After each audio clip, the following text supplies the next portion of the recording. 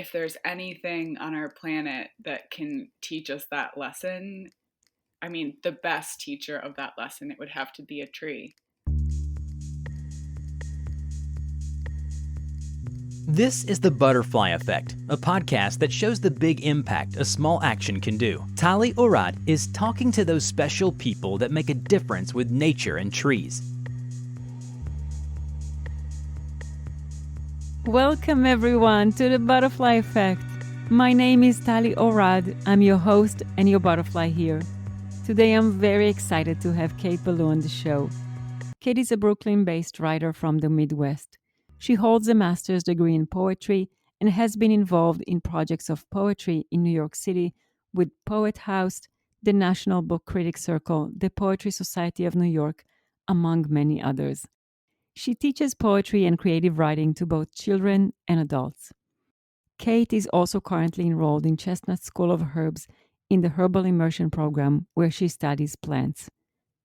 Welcome, Kate, to The Butterfly Effect. Thank you. I am so excited to have a poet on the show. I'm excited to be here. It is not so straightforward for people to see the connection between poetry and trees. We are at the Butterfly Effect podcast, which means that there is. Would you like to share with us how you see it? Yeah, definitely. I think, at least in my own poetry, like the first step that I always take is paying attention and bearing witness. And I think that if there's anything on our planet that can teach us that lesson, I mean, the best teacher of that lesson, it would have to be a tree.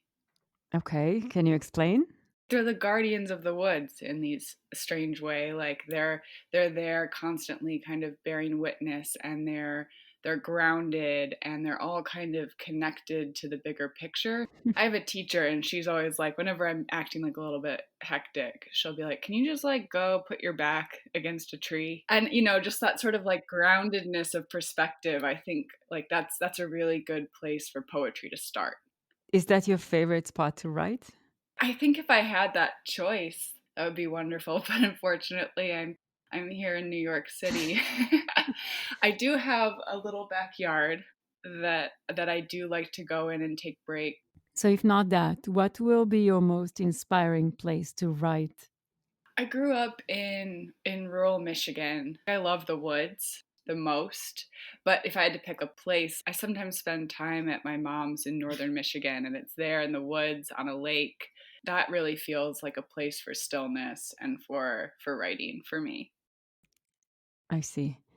At what age do you first recall having like this connection that you describe with nature? I think when I was a little kid, I mean, I used to dictate poems to my mom to write down, like before I could even write. I'd be like, oh, this is the story. And she would have to go get a pen and paper. And I'd be like, there's this unicorn.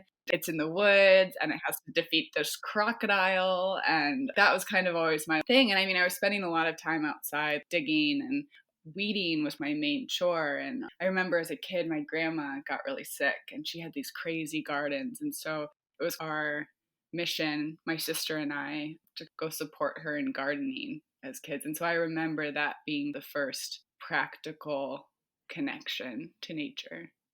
You were talking about dictating to your mom. And for me, when you say that, I'm thinking it's probably a story. So, what is the difference that you see between writing in stories versus writing a poem? Those probably started off as stories. And then when I got to start making my own work, it became poetry because it was a little bit more secretive. Mary Ruefle says this thing about how sacred and secret are siblings as words. And so making of poems became something that was magical for me. Mm-hmm. I think too with poetry, you create snapshots or connections that can defy logic or your stereotypical narrative. And so it allowed me to connect more to that intuitive side of myself where I could channel these words and these images and these feelings, make something new that didn't exist before. And do you see yourself giving a voice to nature with your poems? In some ways, there's this book called, I think it's The Wild Iris by Louise Glick. She has this amazing collection, and they literally are persona poems spoken through nature. And When I was a freshman in college, I got to go spend the summer at a nature institute called Pierce Cedar Creek Institute. So I had this fellowship. It was called the Nature and Words Fellowship. Hmm. And so I basically had to give them my plan. It was just me and a bunch of scientific researchers and then one photographer living in this house in the woods. And so everybody would go study their thing, and I would float around, follow the people who were studying the thermoregulation of dragonflies, or I would go and, I had to spend this afternoon one time catching rattlesnakes with these snake tongues to put them into pillowcases so that we could study them because the Massasauga rattlesnake in Michigan is endangered. And so these poems that I was making then, their mission was to tell a narrative or give voice to nature in that way. Weren't you afraid? Yes. Yes. I showed up and I was like, "Oh, the poet's here, guys. It's fine. I'm just going to watch." And they were like, "No, we need your help." And I was like, "You got to be kidding me." They're like, "Here's your snake boots that go up to your knees, and here's your snake tongues and your paint bucket and your pillowcase. So you just got to like get it and then put it in the pillowcase, and then we're going to take it back to the lab where we can put them in these tubes and paint their rattles with nail polish so that we can later know if we've caught them before." And I was just like, this is totally mad, but it's definitely something that stuck with me. You are one brave poet. Who is your favorite poet? The poet that I feel the most connection to, which is probably just a circumstance of time, would have to be Emily Dickinson, just because that was the first poet that I can remember ever being exposed to. And my dad had bought this book, and it was just Emily Dickinson for kids. It was some of her more accessible poems or something. We would read them together. So because of that relationship with my dad and that being around 9 years old, I have just fallen in love with her work. So she was the one opening your eyes towards poetry? Exactly. And she says this thing where she's, I know that I've read a poem when I feel as if the top of my head has been taken off. And I remember hearing that from, I think, a teacher. And I was just, wow, like that's that feeling that I feel when I read some of this and that I haven't been able to explain. I know she wrote so many poems, nearly 1800. I'm sure there is at least one about nature. Yes. Is there any that you recall and can share with us? So there's this poem. I have it memorized. I've had it memorized since I was 9 years old, probably, with my dad. So bear with me, but I'm going to do it from memory because I feel like it's important. Go memorize your poems if you're listening to this, people. But it's about this person kind of being alone in nature and not needing, it's being okay to be a nobody in that way. I am nobody. Who are you? Are you a nobody too?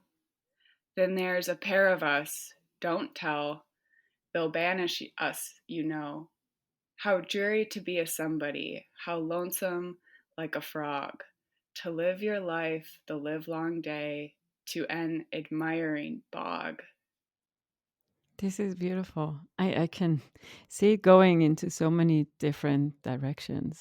I mean, we are all nobodies doing something towards something. And that, I mean, that's the cool thing about Emily Dickinson is she's making all these things and just keeping them in her desk. She's not publishing, she's not necessarily sharing them with the world. She's making these things. There's this amazing book called The Gorgeous Nothings, and it's this whole collection of envelope scraps that Emily Dickinson wrote poems on. Mhm. And so she's just out in this country house making these things, keeping them in her desk, not knowing that anyone will ever see them, which I think there's definitely a beauty to that. I wonder if she ever wanted people to see it and we just took advantage. But we'll never know. We won't. How do you challenge the energy in your poems to heal and transform society? Because you have the power. Hmm. We can, I mean, I'm doing it with planting trees, Hmm. right? But you can do it with your words. As you said, they are powerful. Yeah. I think so much of what I've been aiming for just recently is encouraging other people to do this.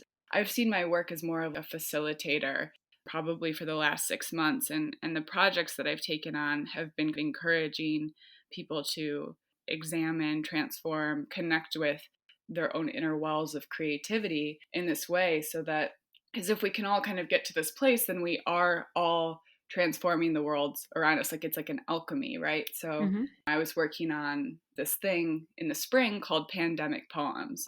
Basically, someone could just sign up on this website. I would get their email. I would email them and I would ask them if they wanted to make a poem with me.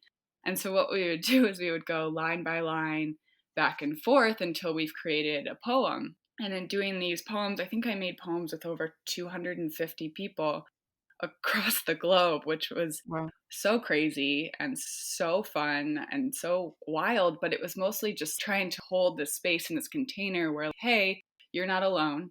I'm here with you through this computer screen, through what I would call the most challenging spring of our lives.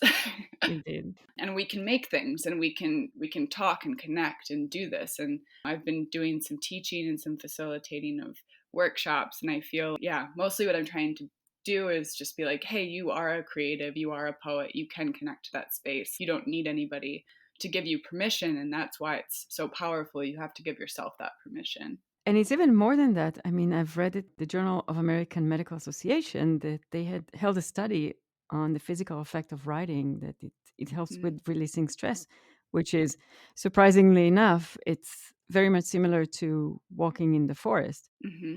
We know walking in the forest helps your mental and physical health, but also sitting down and writing poems over a period of time also is helpful. And from what I understand from the workshop that you did, you were helping so many people around the globe dealing with that anxiety of pandemic, and it's beautiful, and I thank you for that. It was great to have you in class. That was so fun. I was like, oh, a friend is here. So I'm going to challenge you. I'm ready. As you were giving those classes, I joined one of them and it was mind blowing. And the participants were so talented. It was such a beautiful experience. And Mm-hmm. I want to take a moment and summon your intuition, if I may, and your connection to nature. Mm-hmm. We're going to do a little exercise, but this time you're going to do it, not me. Okay. And I'm going to give you 5 words. So for those who are listening, when I took Kate's class, there were a few prompts and we had to write our own poems or sentences, and Kate kind of like build it up. And if you're interested, I'll leave Kate's information so you can check out her classes. And one of them was we were given a few words and we had to write a poem or a sentence. I'm not going to be original, so it's going to be easy. Okay. Your 5 words are obviously tree Mm-hmm. and butterfly Mm-hmm. and blue, which is my favorite color. I'm going to let you pick an emotion. And Okay. the 5th word will be your favorite place in nature. Go.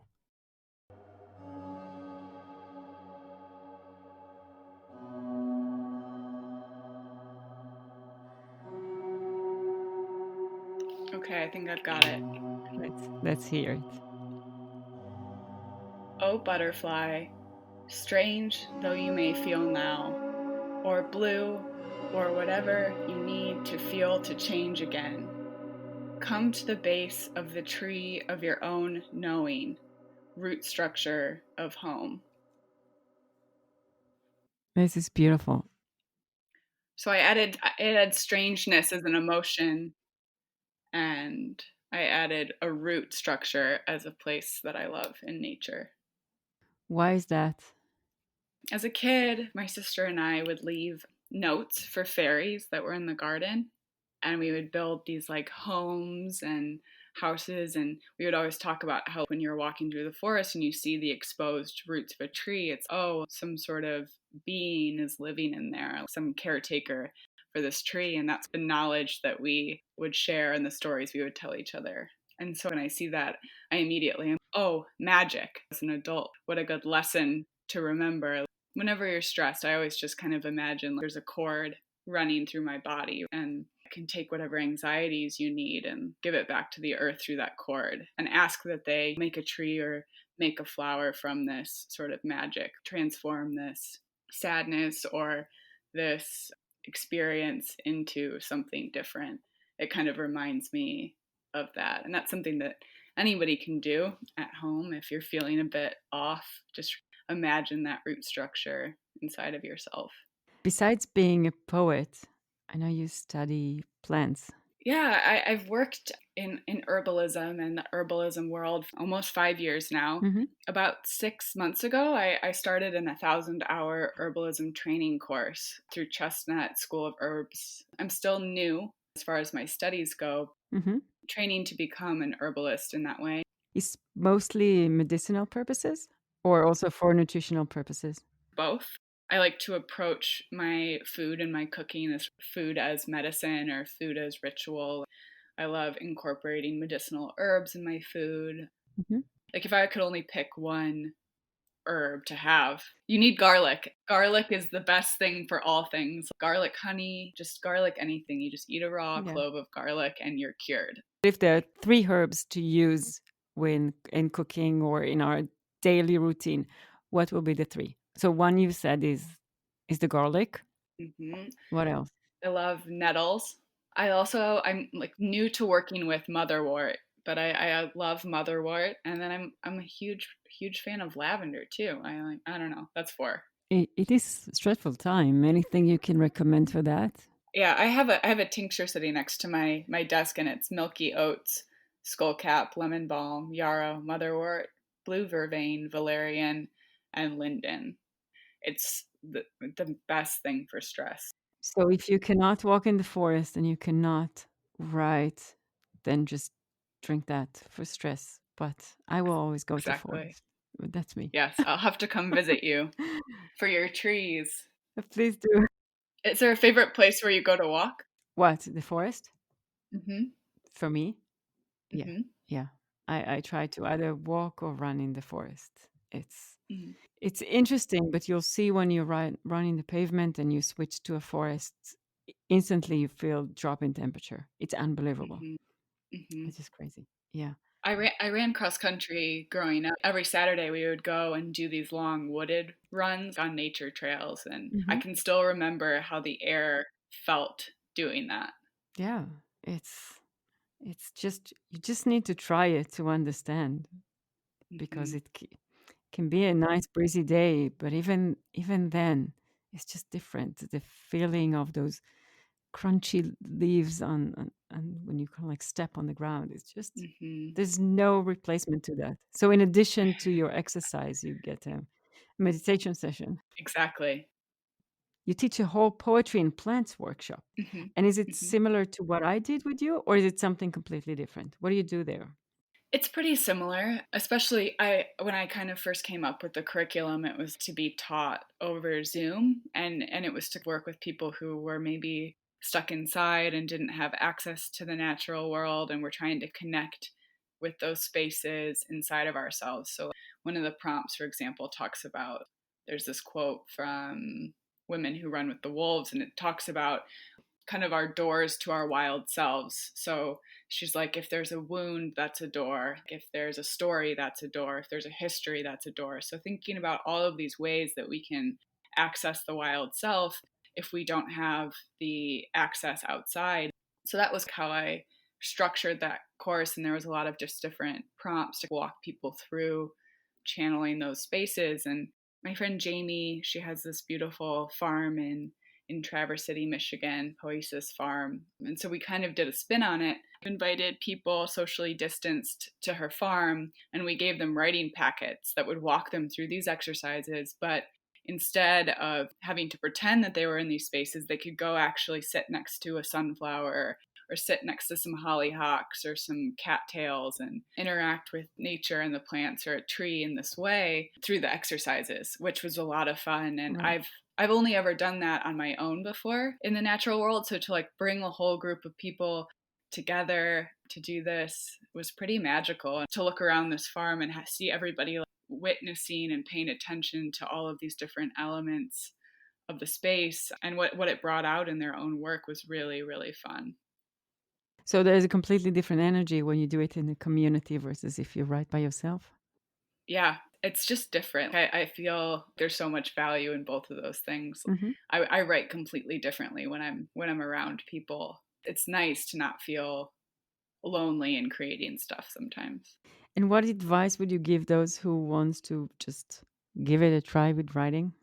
I know this is going to sound like, duh, Kate. Sit down with the intention to write and give yourself the permission to create. The number one barrier, even in myself, as someone with a master's degree in poetry, the worst thing that I do to myself is just not give myself the space and time to play around and to experiment and to just open my notebook and be like, okay, I'm going to give myself an hour to just see what comes out. I would say, obviously, start there. Not always as easy as you think it's going to be. Yes, and if you surround yourself with nature, it's going to be a little more easy, but Yes, not exactly. not guaranteed. I had this other teacher. She used to say that her neighbor would run outside in the morning and it would just hit this gong. And I always tell this story because I just think about it all of the time. This neighbor would hit this gong and yell, pay attention, your life is moving very quickly.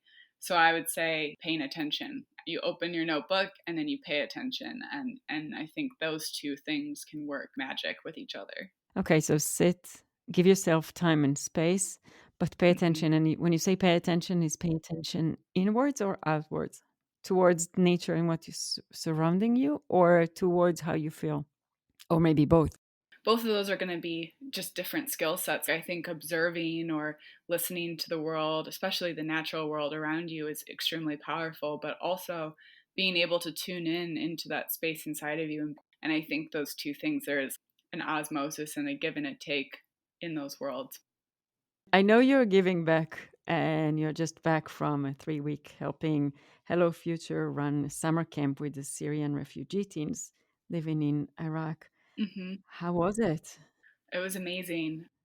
It was a 4 week long summer camp, and it was kind of half U.S. teens living here, and then the other half are living in Arbat as refugees. And the kids wrote the most incredible poetry. Yeah, it was really really special, and I think kids are the best poets. What were they writing about? Just like a range of different prompts. I would say they weren't too far off from kind of the other classes, structured writing. There's a poet, Ocean Vuong, who writes after a Roger Reeves poem, who wrote after a Frank O'Hara poem, this poem, Someday I'll Love. And they're like these future love poems to the self.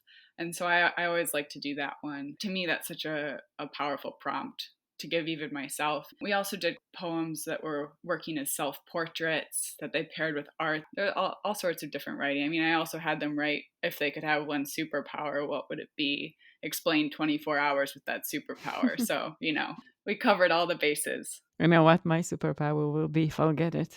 What is it? Oh, seriously? Tell me. Stop climate change. Oh, beautiful. Get all this planet back. Yes. Yes. Balanced Mother Earth. What would you choose yours to be? That's a great question. The Midas touch, but with flowers. But I guess that's probably not a very good one because you don't want to accidentally turn a person into a flower. What is your favorite tree? Magnolia, because there used to be this magnolia tree outside of my bedroom growing up, and I just thought when it bloomed in the spring, it was the most magical thing, It's fascinating how it all goes back to our childhood experience. right? Yeah, you're not the only one always bringing that. Favorite trees has some sort of connection to our childhood, what we experience as kids, and Mhm. this is how we interact. If we had a positive experience, we interact better. I don't know if it's scientific, but at least on my podcast. Thank you so much for joining me. This is exciting. Again, my first poet for trees. So grateful. Thank you. And thank you, everybody, for joining us today. We are all beautiful butterflies, each in his and her individual ways. I wanted to thank you for joining me today in this episode. I really appreciate you coming on this journey with me, and I hope to see you next time. And remember, it only takes a small action to make a big difference. Be a butterfly. And that's all for this episode. Thank you for joining us today. please subscribe to hear more of our stories of change.